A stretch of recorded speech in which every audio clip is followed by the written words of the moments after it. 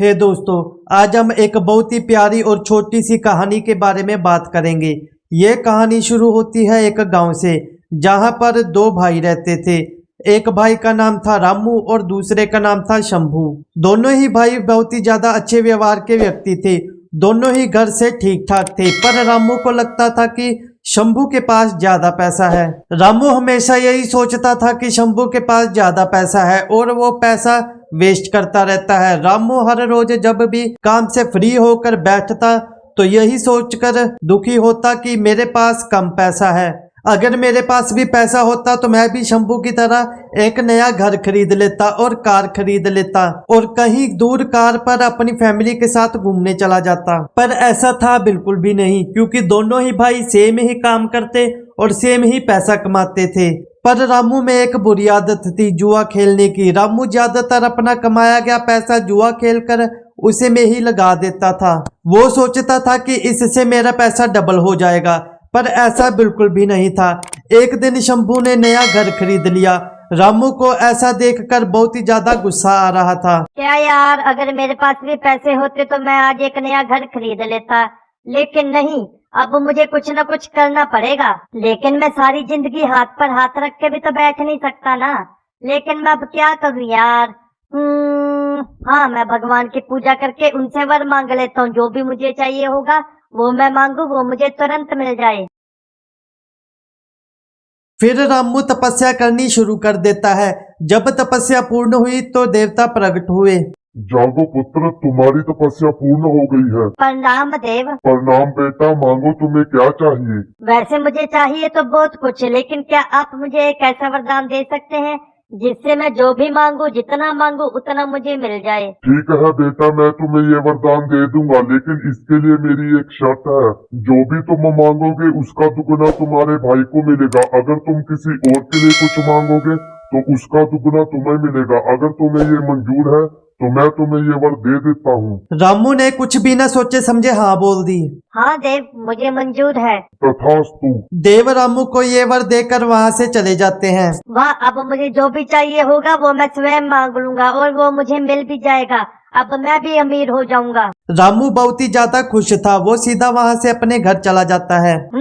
सबसे पहले मैं क्या मांगू? हाँ, मैं कार मांगता हूँ। हे भगवान, मुझे एक बहुत ही बड़ी अच्छी सी कार मिल जाए। जैसे ही रामू ने एक कार मांगी तो शंभू को गिफ्ट में 2 कार मिली। पर यह बात रामू भूल गया था कि जो मैं मांगूंगा उसका दुगना मेरे भाई को मिलेगा। और यह बात रामू को पता नहीं चली कि शंभू को गिफ्ट में 2 कार निकली हैं। अरे वाह, मुझे तो अब बहुत ही ज्यादा मजा आ रहा है। अब मुझे जो भी चाहिए होगा वो मैं मांग लूंगा और वो मुझे मिल भी जाएगा। अब मैं क्या मांगू? हाँ, मैं ऐसा करता हूँ, अब मैं एक बहुत बड़ा टीवी मांगता हूँ। हे भगवान, मुझे एक बहुत बड़ा एलईडी टीवी मिल जाए।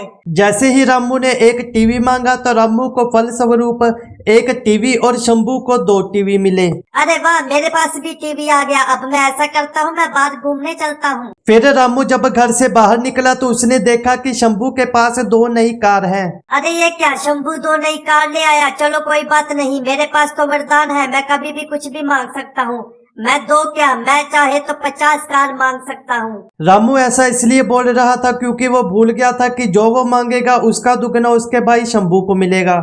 अरे मेरे भाई आओ देखो, मुझे आज गिफ्ट में 2 नई कार मिली है और मैं 2 टीवी भी लेकर आया हूँ, 2 अलग अलग कमरों के लिए। बधाई हो मेरे भाई।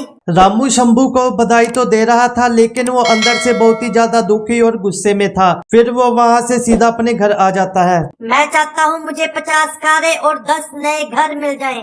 रामू के कहने के मुताबिक ही होता है। जैसे रामू ने मांगी 50 कार तो शंभू को मिली 100 कार।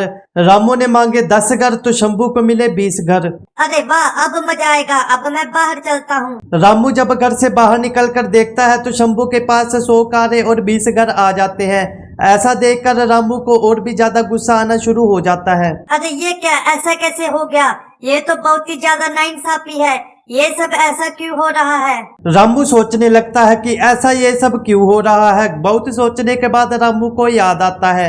अरे हाँ, जब देव ने मुझे शक्ति दी थी तो उन्होंने मुझे कहा था कि तू जो भी मांगेगा उसका दुगना मेरे भाई को मिलेगा। और अब वैसे ही हो रहा है। लेकिन अब मैं क्या करूं? मैं अपने भाई से आगे निकलना चाहता हूं। रामू थोड़ी देर सोचने के बाद मांगता है, हे भगवान, मेरी एक आंख फूट जाए। तो ऐसा ही होता है। रामू की एक आंख और शंभू की दोनों आंख फूट जाती हैं। अब मजा आया, शंभू मुझसे ज्यादा नहीं ले सकता। फिर वहां से सीधा रामू अपने घर चला गया और कुछ हफ्तों के बाद वो सोचता है कि मैं फिर से क्या मांगू। अब मुझे बहुत ही बड़ी हवेली चाहिए।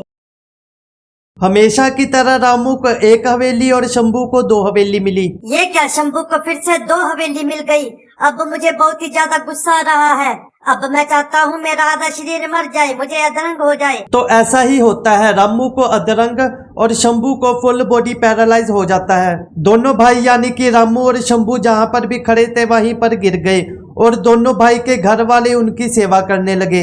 रामू इस बीमारी से बहुत ही ज्यादा परेशान हो गया था। तकरीबन 2 हफ्ते के बाद रामू ने मांगा, हे देव, मैं पूरी तरह ठीक हो जाऊं। फिर रामू और शंभू बिल्कुल ठीक हो गए। पर उसके बाद रामू ने द्वेष के चलते कभी भी कुछ भी अच्छा नहीं मांगा कि मेरा भाई कभी मुझसे आगे ना निकल जाए। वो सदैव बुरी चीजें ही मांगने लगा, मेरा बेटा फेल हो जाए। तो शंभू के दोनों बेटा फेल हो गए। इसमें रामू को बहुत ही ज्यादा मजा आने लगा। फिर ऐसा करते करते रामू ने अपनी पूरी जिंदगी व्यतीत की। फिर भी रामू अपनी जिंदगी में परेशान ही रहा क्योंकि उसके पास वरदान होने के कारण भी उसे कुछ भी ना मिल पाया। फिर एक दिन रामू जब घर में रात को सो रहा था तो उसे अचानक एक हार्ट अटैक आ गया जिसके कारण उसकी मृत्यु हो गई। फिर रामू को लेने यमराज जी आते हैं। उठो पुत्र, तुम्हारे जाने का समय आ गया है। हे यमराज जी, आप मुझे पक्का स्वर्ग ले जा रहे होंगे। तुम्हें क्या लगता है तुम इतने बुरे कर्म करके कहाँ जा सकते हो, स्वर्ग में? ये सुनकर रामू डर गया।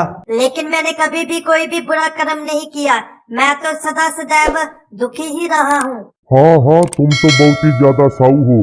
मैं सब जानता हूँ जो अपने भाई से इतना ज्यादा द्वेष रखता है। तुम्हें मुंह मांगी चीज मिलने का वरदान प्राप्त था ना, तुम तो कुछ भी मांग सकते थे। लेकिन तुमने क्या कुछ मांगा तुम्हें पता भी है? तुम तो अपने भाई से जलते चलते उसकी मौत के बारे में ही सोचने लग गए थे। तुमने खुद ही ये वर मांगा था। तुम पहले ये सोचते थे कि अगर मेरे पास पैसा हो तो मैं कार खरीद लूंगा, घर खरीद लूंगा। लेकिन तुम्हारी तपस्या के बाद जब देव ने तुम्हें वरदान दिया तो तुमसे ये कहा कि जो भी तुम मांगोगे उसका दुगना तुम्हारे भाई को मिलेगा।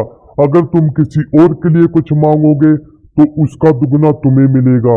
लेकिन तुम्हें वरदान मिलने के बाद भी तुमने क्या कुछ किया, तुम अपने मुख से ही बताओ। हाँ, वो तुम छोड़ो, मैं ही बताता हूँ। वरदान तो बिल्कुल सही था। जो तुमने मांगा वो तुम्हें मिला, लेकिन तुम अपने भाई की तरक्की को सह ही नहीं पाए। जब तुमने मांगा कि मुझे एक कार चाहिए तो तुम्हें एक कार मिली, लेकिन तुम्हारे वरदान के कारण तुम्हारे भाई को 2 कार मिली। अगर तुम्हें 2 कार चाहिए थी तो तुम पहले ही मांग सकते थे, लेकिन तुमने नहीं मांगी। और जब तुमने एक नया घर मांगा तो तुम्हें मिला, लेकिन तुम अपने भाई को देखकर फिर से जलने लगे। दरअसल तुम्हें घर और कार तो चाहिए ही नहीं थी। दरअसल तुम तो अपने भाई को नीचे देखना चाहते थे। जब देव ने तुमसे पूछा कि तुम्हें ये स्वीकार्य है तो तुमने कहा हाँ, मुझे ये स्वीकार्य है। दरअसल देव सब बात जानते थे कि तुम्हारे दिमाग में क्या चल रहा है और तुम क्या करना चाहते हो। इसीलिए देव ने तुम्हारे साथ ये शर्त रखी कि अगर तुम किसी और के लिए कुछ मांगोगे तो तुम्हें उसका दुगना मिलेगा। अगर तुम अपने लिए कुछ मांगोगे तो तुम्हारे भाई को दुगना मिलेगा।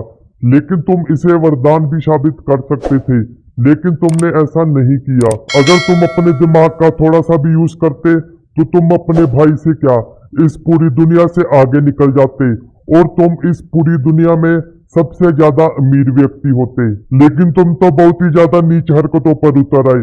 तुमने कहा कि मुझे अधरंग हो जाए और तुम्हें हुआ। उसके फल स्वरूप तुम्हारा भाई कोमा में चला गया। दरअसल तुम्हें तो कुछ चाहिए ही नहीं था। तुम तो बस अपने भाई से जलते थे और सदैव मोड़ पर बैठकर ये सोचते थे कि ये चीज मुझे मिल जाती। दरअसल तुम्हें कोई चीज या फिर वस्तु नहीं, तुम्हें तो बस अपने भाई से आगे निकलना था। अपने भाई से जलते थे तुम ही नहीं, पृथ्वी पर रहने वाले सभी व्यक्ति का व्यवहार ऐसा ही है।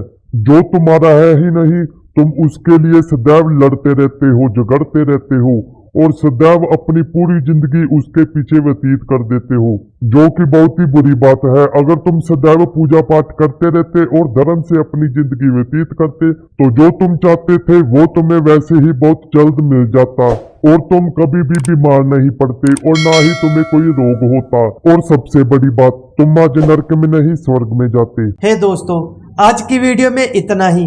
क्या आपको पता है कि आपको इस वीडियो से क्या सीखने को मिलता है? अगर नहीं तो चलिए मैं ही आपको बता देता हूँ। तो दोस्तों, हमें सदैव ऐसा नहीं सोचना चाहिए कि मुझे ये मिल जाए उसके बाद मैं ऐसा कर लूंगा वैसा कर लूंगा। इन सब चीजों से कुछ नहीं होगा। ये सब बस निश्वर चीजें हैं। ये आपको बस कुछ समय की खुशी दे सकती है, लेकिन सदैव के लिए नहीं। जैसा कि रामू के साथ हुआ।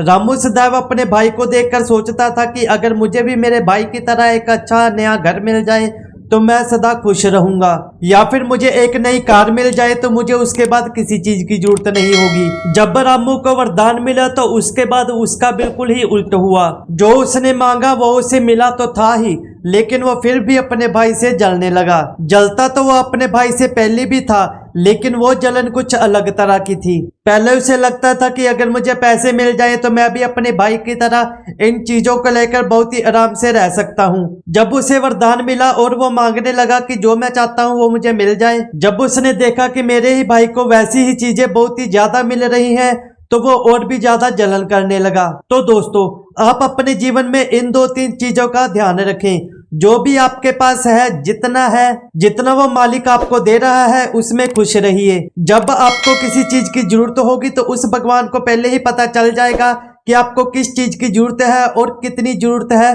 तो वो आपको पहले ही वो चीज उतनी ही दे देंगे। और हाँ, हमें सदैव अपने बारे में नहीं सोचना चाहिए, दूसरों के बारे में भी सोचना चाहिए और लोगों की मदद करनी चाहिए। अगर रामू ऐसा सोच लेता कि मैं दूसरों की मदद करूंगा तो भी रामू का फायदा ही होता, उसे उसका दुगना मिलता, पर ऐसा बिल्कुल भी नहीं हुआ।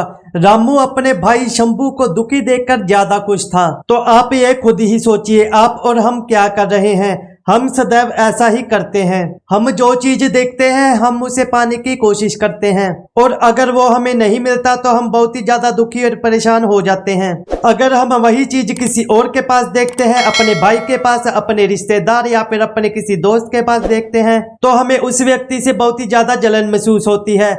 ऐसा करने से आपका ही नुकसान होता है, जैसा रामू के साथ हुआ। रामू को मारने के बाद नरक मिला। ऐसा इसलिए हुआ क्योंकि उसने अपने भाई को मारने की कोशिश की और उससे जलन रखी। तो दोस्तों, आपको ये वीडियो कैसी लगी तो मुझे कमेंट करके जरूर बताएं, और मुझे सुजेस्ट करें कि आपको किस तरह की वीडियोस देखना पसंद है, तो मैं उसी टॉपिक पर वैसी ही वीडियोस आपके लिए लेकर आता रहूंगा। और आप मेरे चैनल में जाकर भी मेरी नई और पुरानी वीडियोस को चेकआउट कर सकते हैं, और मेरे चैनल को सब्सक्राइब जरूर कर लीजिएगा। मेरे चैनल को सब्सक्राइब करने के साथ में लगे घंटे को भी दबा लीजिएगा, जिससे मेरे आने वाली नई वीडियोस की नोटिफिकेशन आपको टाइम टू टाइम मिलती रहेगी। और इस वीडियो को लाइक करके एक अच्छा सा नीचे कमेंट जरूर करिएगा, और मुझे सुजेस्ट करिएगा कि आपको किस तरह की वीडियोस देखना ज्यादा पसंद है। मिलते हैं हम एक नई वीडियो में, तब तक के लिए राधे राधे। 5, 6, 5, 6, 7, 8